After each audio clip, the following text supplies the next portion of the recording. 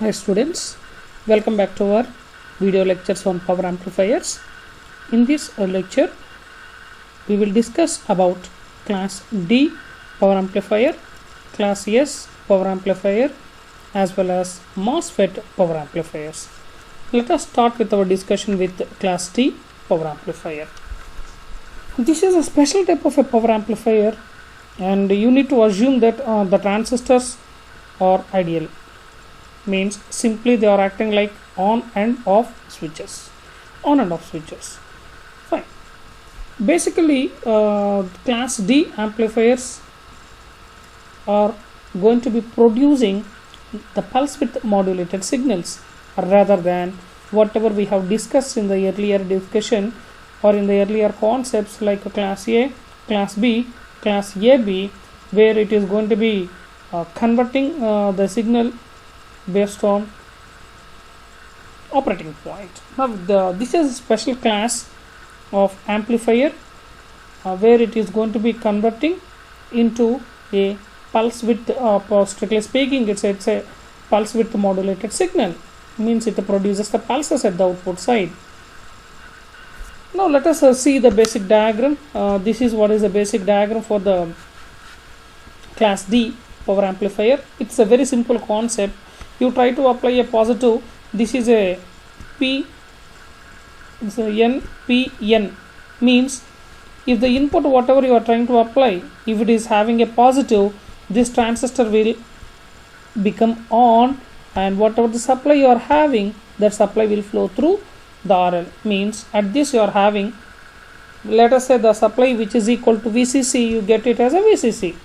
Now if you have a negative half cycle, this is what is the diagram, means output is going to be becoming 0. Whenever the output is 0, you will get it as a 0 level. For a positive, you will get VCC, which is a constant. For the negative half cycle of the sinusoidal signal, this transistor will be in the open. This transistor simply acts as a open. Now this transistor Q2 is going to on, or it acts as a short circuit. This is what is the direction. This is what is the direction of the current. This is what is the direction of the current. As a result, V0 is equal to 0. Simply it produces a pulses in class D amplifier. Means whatever the input you try to apply, for that input you have an output. It is directly related and it is not depending upon the operating point.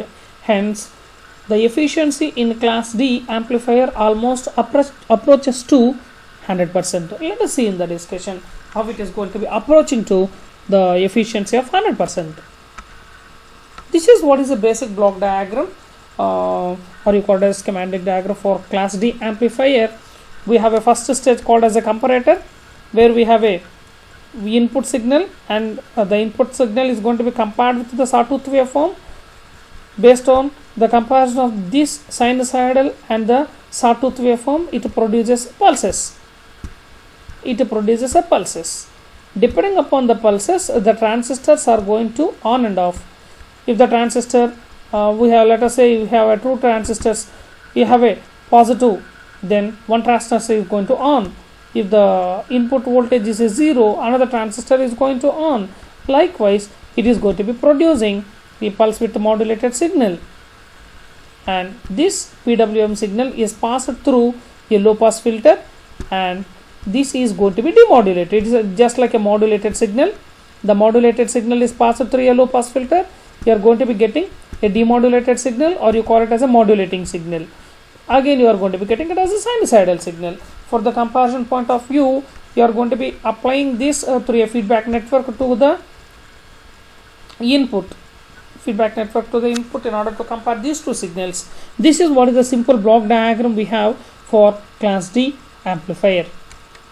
Now again, in case of a class D amplifier, we will discuss about the performance in case of an ideal and non-ideal. The meaning of an ideal case, you are not going to be considering the internal resistance of the transistor. Let us say if the transistor Q1 is on, and we are not considering this, it will be replaced with a short circuit. If this transistor Q2 is off, you are replacing with a open circuit. Likewise, if it is an ideal transistor you consider, the internal transistor resistance are simply neglected. Now this is a simple example for class D amplifier, and this is both the transistors are n channel enhancement MOSFETs. This is a MOSFET construction. In addition with that we have LC which are connected in series, and a load resistance and a load resistance. If you try to apply V in as a square wave, and VA is also a square wave, we are going to be getting.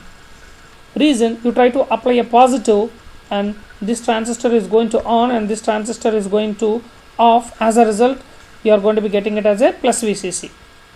And if you have a 0, or let us consider this transistor is going to on and this transistor is going to off, as a result you are going to be getting it as a minus VCC. Now this circuit will be oscillating the voltages like plus VCC, minus VCC, plus VCC and minus VCC and so on. This is how it is going to be producing. If the transistor is assumed as on and the transistor 2 is off state, the VCC flows through it. And a similar case, if Q2 is on and Q1 is off, you are going to be getting it as a minus VCC. This is how basically the circuit is going to oscillate in between plus VCC and minus VCC. It is purely producing a square wave, means the entire signal will be gets passed to the output side. Entire signal will be gets passed on to the output side. That's why the efficiency is normally reaches to 100%. Now let us see the expression whatever we try to represent for VA with respect to our Fourier series. And we are not going to be deriving any Fourier series here. Directly we are writing that what is the maximum voltage, or you call it as a peak voltage for the fundamental component V1m, which is equal to 4 by pi into VCC. The fundamental component can also be expressed V1 is equal to V1m sin omega t, which is equal to 4 by pi VCC into sin omega t. And we know the formula for the current, I1 is equal to V1 divided by RL, which is equal to 4 pi into RL into VCC into sin omega t. You want to calculate the average component, then you need to integrate. ID is equal to 1 by RL into 1 by pi integral 0 to pi by 2, integral 0 to t by 2, only for half cycle we are trying to take, into 4 VCC by pi sin omega t into d omega t. Now if you integrate this and if you minimize applying the limits, omega t equal to 2 pi, you will get cos pi is equal to minus 1.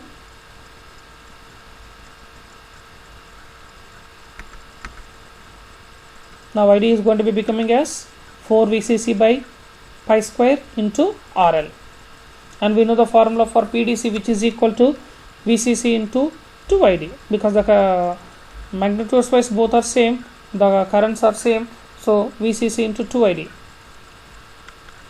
which is equal to 8 into VCC square by pi square into RL, because the currents for both cycles it is going to allowing. That's why we are writing VCC into 2ID. You substitute the value of ID in this case, which is 4 VCC by pi square into RL. You will get 8 VCC square divided by pi square into RL. We know the formula for AC power. PS is equal to I square into R. I square into R means IRM square into RL. IRMS we know IM by root 2 whole square into RL. We know IM is equal to 4 VCC by pi RL. You substitute that, you are going to be getting again this is 8 VCC square by 8 VCC square by pi square into RL. Here the term pi square is missing.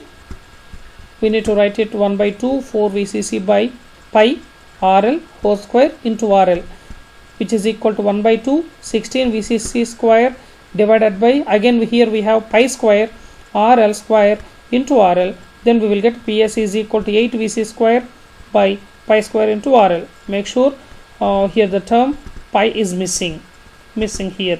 Here also we will try to replace with a pi square, then we will get PSC equal to 8 VCC square divided by pi square into RL. But you see the formulas, both the PSC as well as the PDC are same, means the efficiency which is equal to 100%. We know the percentage of efficiency which is equal to PSC by PDC into 100, which is equal to 100%. Let us see in the non-ideal performance. Now in this case, let us see the circuit. Here we are replacing with R on, the internal transistor resistance. Whenever the transistor is on condition, you need to consider this internal resistance. That's what we normally call it as non-ideal. In case of an ideal, it will be replaced with a short circuit. Now same again, we try to derive the efficiency.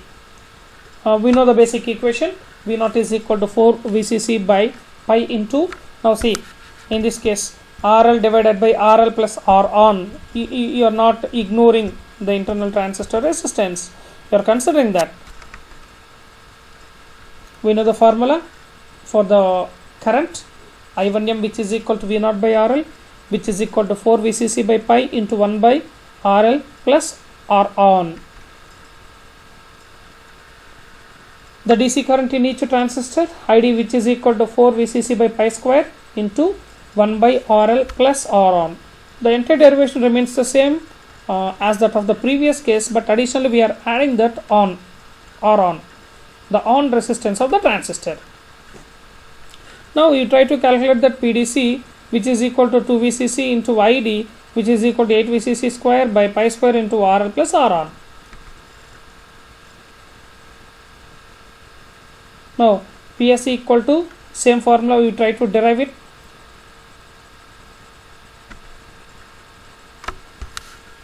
Just you just consider that internal transistor resistance is normally small, which is normally small. If you try to ignore it, the efficiency is approximately is going to be becoming 100%.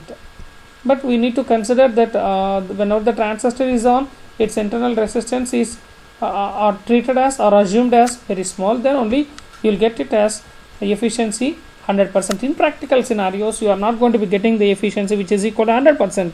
It is always less than 100%.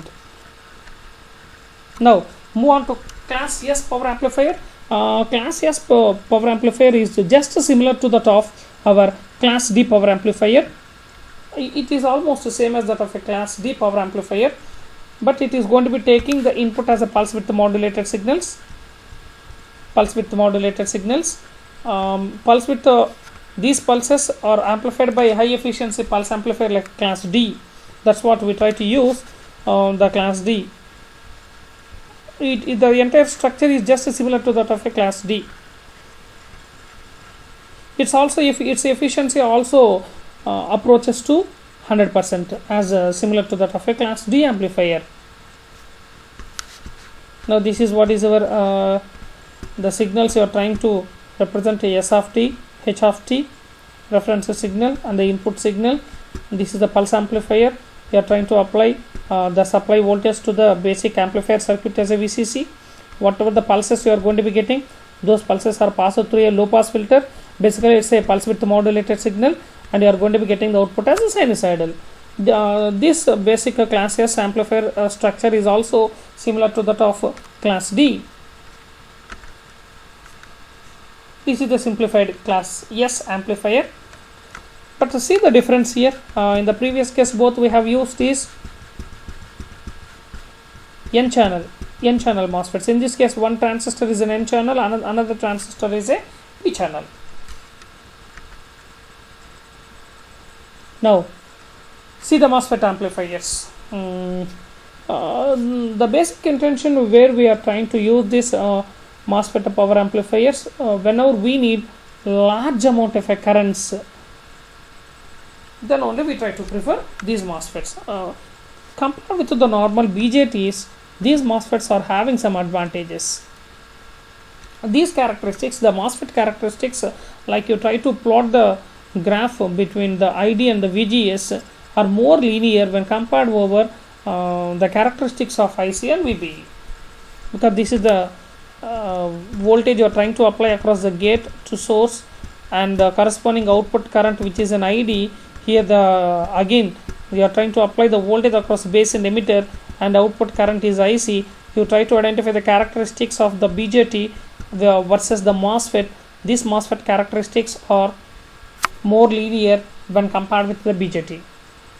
Whenever they are linear, there will be a less amount of a distortion, but in case of a normal BJTs, the distortion is more. Thermal runaway doesn't occur with the power MOSFETs. This is one major advantage. Temperature effects will be compensated and nullified in case of a MOSFETs. Yes, these MOSFETs are basically operated on the flow of majority charge carriers.